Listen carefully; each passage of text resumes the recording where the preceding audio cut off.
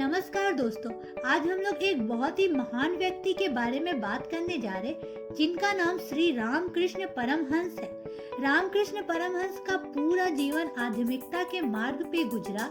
यह एक ऐसे संत थे जिनका मानना था कि सभी धर्म सत्य के मार्ग पे ही लेके जाते हैं और सभी धर्मों का मुख्य उद्देश्य केवल परमात्मा को पाना ही होता है। हम आज बात करने जा रहे हैं स्वामी विवेकानंद के महान गुरु आत्मज्ञानी श्री रामकृष्ण परमहंस के बारे में। श्री रामकृष्ण जी का जन्म 18 फरवरी सन 1836 बंगाल के एक गांव कामापुर में हुआ था। इनके बचपन का नाम गदाधर चटर्जी रखा गया था। इनके पिता का नाम खादीराम चटर्जी और माता का नाम चंद्रा देवी था। कहते हैं इनके जन्म से पहले ही इनके माता और पिता को अलौकिक घटनाओं का अनुभव हुआ था। एक बार गया में उनके पिता खादीराम जी ने एक सपना देखा, जिसमें उन्होंने देखा कि भगवान गदाधर, जो कि विष्णु के ही एक अवतार है, उन्होंने उनसे कहा कि वे उनके पुत्र के रूप में जन्म लेंगे। उनकी माता चंद्रमणि देवी को भी एक ऐसा ही अनुभव हुआ था। उन्होंने शिव मंदिर में अपने गर्भ के अंदर एक रोशनी को प्रवेश करते हुए देखा था। इन सब अलौकिक घटनाओं से एक बात तो साबित हो ही जाती है कि श्री रामकृष्ण परमहंस जी एक दिव्य आत्मा थे। बालक गदाधर 12 वर्ष तक अपने गांव के एक स्कूल में जाते थे, लेकिन उनका पढ़ाई में ज्यादा मन नहीं लगता था। वे ज्यादातर समय मिट्टी से हिंदू देवी देवताओं की मूर्तियां बनाते रहते थे या फिर वे आने जाने वाले साधुओं से रामायण और महाभारत की कथाएं सुना करते थे। रामकृष्ण परमहंस जी को 6 वर्ष की उम्र में ही आध्यात्मिकता का अनुभव होना शुरू हो गया था। वे जब भी किसी पूजा या कथा में जाया करते थे तो वे समाधि की स्थिति में पहुंच जाया करते थे। सन 1843 में जब गदाधर 7 वर्ष के थे, तब इनके पिता की किसी कारणवश मृत्यु हो गई, जिसके कारण गदाधर जी के पूरे परिवार की जिम्मेदारी उनके बड़े भाई राम कुमार चटर्जी जी के ऊपर आ गई, जिसके लिए राम कुमार जी ने कोलकाता में बच्चों को संस्कृत की शिक्षा देना शुरू किया और वे मंदिर में पुजारी भी बन गए। सन 1852 में राम कुमार जी का पूजा में हाथ बटाने के लिए रामकृष्ण जी भी कोलकाता चले आए।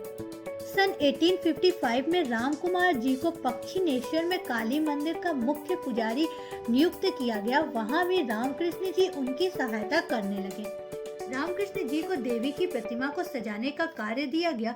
1856 में दुर्भाग्यवश राम कुमार चटर्जी जी की मृत्यु हो गई। राम कुमार जी की मृत्यु के बाद श्री रामकृष्ण जी पूजा पाठ के कार्यों में ज्यादा ध्यान मग्न होने लगे। यह समय श्री रामकृष्ण जी के जीवन में माता काली के प्रति अमूल्य भक्ति लेके आया। वे काली माता को अपनी माता के रूप में देखने लगे। कहा जाता है कि काली माता ने उन्हें साक्षात दर्शन भी दिए थे। माता काली से उनका साक्षात वार्तालाप होता था।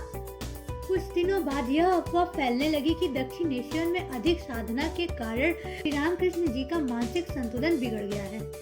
इसके कारण उनकी माता को इनकी अत्यधिक चिंता होने लगी। उन्होंने रामकृष्ण जी का विवाह कराने का निर्णय लिया ताकि वैवाहिक जीवन के कारण आध्यात्मिकता से ध्यान उनका कम हो सके। सन 1859 में रामकृष्ण जी का विवाह 5 साल की शारदा मणि मुखोपाध्याय के साथ हुआ। विवाह के बाद ये जयराम बाटी में रहने लगी। उसके बाद ये श्री रामकृष्ण जी के पास दक्षिणेश्वर में चली आई। उस समय शारदामणि जी ने सन्यासी जीवन को स्वीकार लिया था। इन्होंने रामकृष्ण जी को अपना आध्यात्मिक गुरु माना और उनके आदर्शों पर अपना जीवन व्यतीत करने लगी। श्री रामकृष्ण परमहंस जी ने अनेकों माध्यम से भगवान की भक्ति की। साधारण तथा सामान्य लोग ज्यादातर एक ही भगवान को मानते हैं, परंतु इनका मानना था कि अलग अलग धर्मों को मानने से भी आध्यात्मिकता प्रसिद्ध होती है। इन्होंने अनेकों गुरु से अनेकों साधनाएं सीखी। एक बार दक्षिणेश्वर के मंदिर में एक ब्राह्मणी आई थी, जिसका नाम भैखी ब्राह्मणी था। इनसे श्री राम जी ने 64 प्रकार की साधनाएं सीखी। 1865 में इन्होंने साधु तोतापुरी जी से 40 वेद वेदांत की शिक्षा ली। तोतापुरी जी से इन्होंने 11 महीने तक आध्यात्मिकता की शिक्षा ली थी। उसके बाद फिर ये निर्विकल्पा समाधि में पहुँचे, क्योंकि सभी प्रकार की समाधियों में सबसे सर्वश्रेष्ठ मानी जाती है।